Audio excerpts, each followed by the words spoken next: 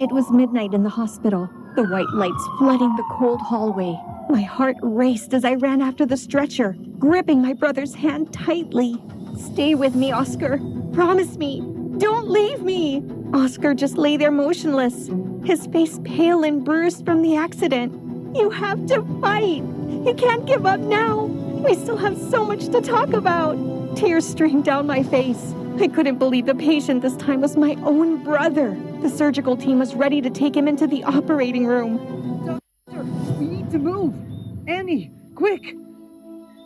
Hi there, I'm Anne from Finland. Before we dive into my story, don't forget to hit like and subscribe to my channel. My family was wealthy. My dad was a famous fashion mogul, and my mom was a former model.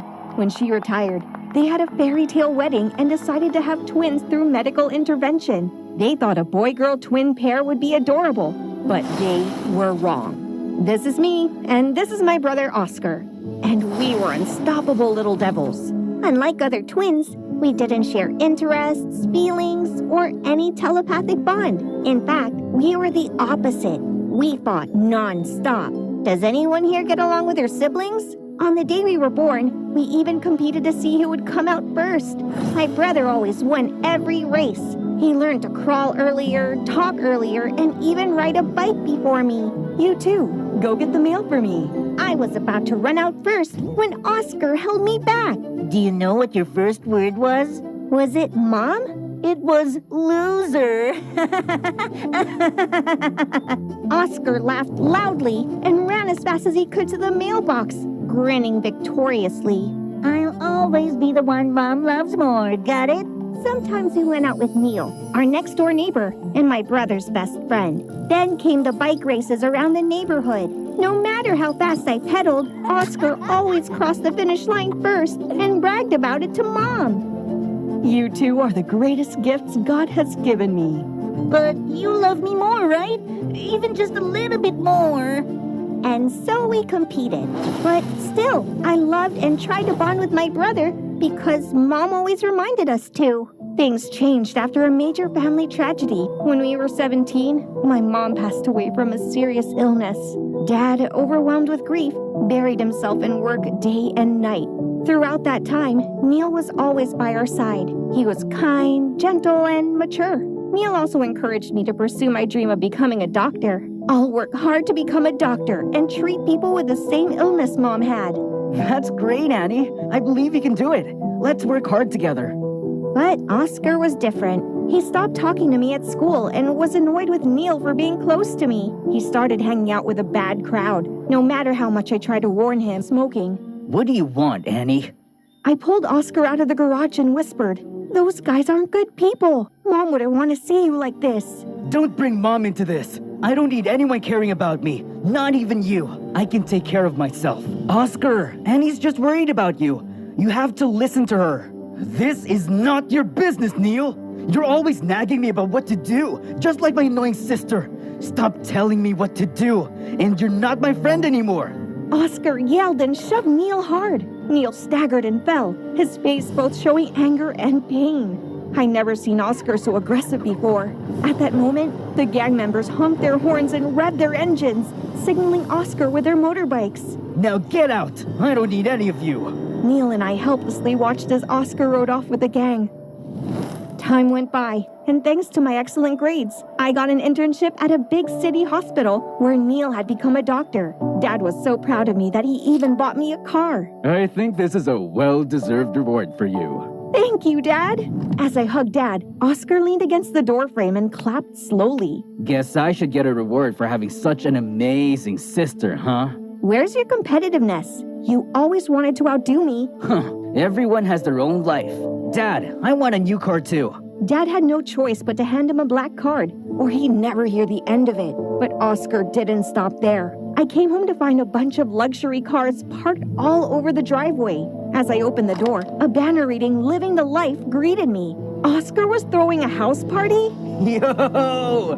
My awesome little sister's home! Come here! Before I could react, Oscar pulled me onto the stage, put his arm around me, and started blabbering. Clearly, he was drunk. Everyone, meet Annie, my twin sister. Oscar, stop it! You reek of alcohol! Don't yell! I know your secret! What are you talking about? I don't have any secrets! That's not what your diary says. I froze. Yes, I had a huge secret, and I'd written hundreds of love letters to Neil in there, complete with lipstick marks on his photo. Oscar randomly opened a page and read it out loud. Neil was there too. I wanted to dig a hole and never come out. Everyone laughed and looked at me like I was a weirdo. Furious, I grabbed Oscar's head and slammed him into the ground. It took 3 or 4 strong guys to pull me off before I could tear my brother to pieces. After that, Dad decided to cut off all of Oscar's money. He deserved the punishment for humiliating me, and I couldn't face Neil as I used to. Even though Neil tried to talk to me, I avoided him everywhere in the hospital.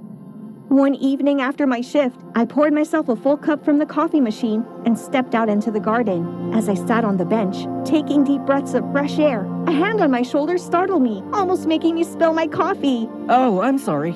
I didn't mean to scare you. I turned around and saw Neil. My heart started pounding again. Annie, listen. Oscar was terrible for reading your diary out loud, but I want you to know that I've liked you since the first time I saw you in that princess dress. When we were kids, remember? That feeling has stayed with me ever since. Annie. He leaned in closer, surrounded by flowers and a few moths fluttering around. Was he going to kiss me? But just then, a colleague poked her head out and shouted, "Annie, something big is happening!" We rushed to the hospital entrance and saw a line of motorbikes. Scary tattooed guys standing there, and leading them was Oscar. I'm here to ask you for some money. Money? If not, I'm not sure you'll be able to keep working here. Oscar raised his fist, threatening my colleagues behind me, making them scared. Oscar, you've gone too far. Don't embarrass yourself anymore. If you need money, I can give you some. Neil pulled out a wad of cash and handed it to Oscar, but my brother just laughed. So, you two are a thing now? Did I make that happen? I don't need your money. Oscar yelled and threw the money into the air. The two of them glared at each other before my brother left. Neil took me home that night and tried to calm me down. But as soon as we stepped out of the car, a motorbike zoomed past Neil at high speed, almost hitting him.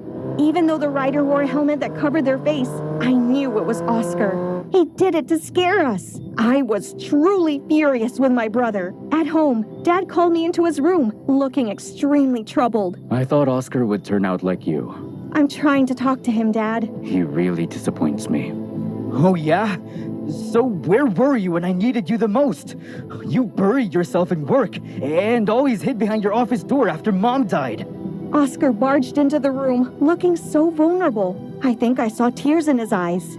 You're a coward and a runaway.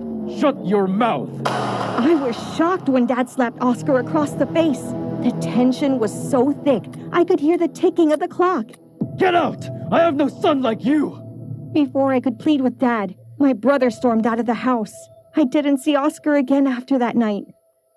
Time passed, and I graduated and officially became a doctor. I worked hard and tried to be a pillar of support for Dad. Neil was always by my side, helping me with my work whenever needed. Life was good, but I missed having Oscar around, even though he was a troublemaker. Not long after, Neil proposed, and I said yes. I wanted to invite Oscar to my wedding, but I couldn't get in touch with him. Annie, I know you miss him, and so do I. But that's the life he chose. I know, but I still think he has his own struggles he can't share with anyone. My career was advancing. I was respected by my colleagues and loved by my patients. We could earn a lot of money, and I missed Oscar. If he came back now, I would give him the money to do whatever he wanted.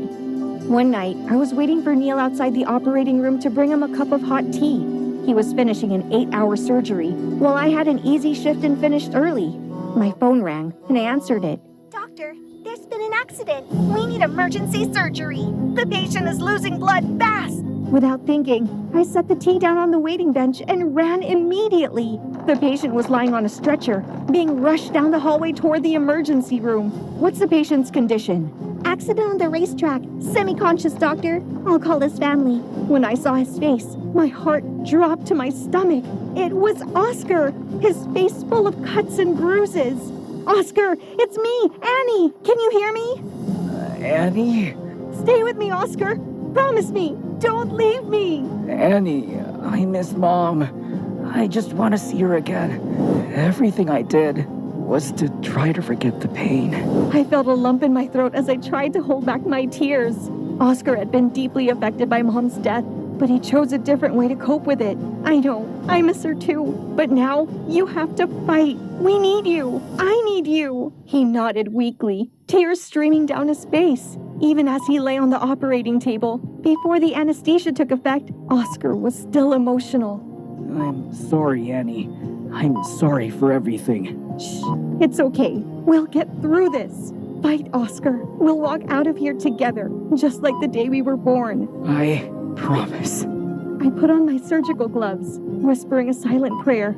I was determined to save not just my brother's life, but also the relationship we once shared. The light above the operating room door turned off, and the door swung open. Neil, pacing anxiously outside, ran to me as soon as he saw me and hugged me tightly. It's okay, Annie. You did your best. No matter the outcome, you've done everything you could. I tried to save our old friend, and I did it. At that moment, my dad rushed over looking extremely worried. Annie, where's Oscar? Where's my son? Dad, I saved him. He promised to turn his life around.